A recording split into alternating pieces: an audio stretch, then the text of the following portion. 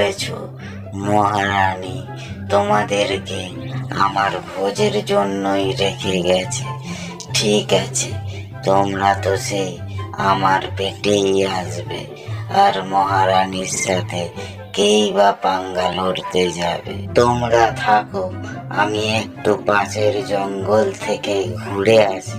এইভাবে মা ছাগল আর তার বাচ্চা দুজনেই বেঁচে গেল এবং মা ছাগল তার বাচ্চাকে বলল, আচ্ছা বেটা, বলো তো এ থেকে তুমি কি শিক্ষা পেলে? মা, আমি একটা জিনিসই বুঝতে পারলাম, গায়ের শক্তির থেকে বুদ্ধির জোর অনেক বেশি। আজকের পর থেকে বিপদে পড়লে তুমি তোমার বুদ্ধিকে আগে কাজে লাগাবে।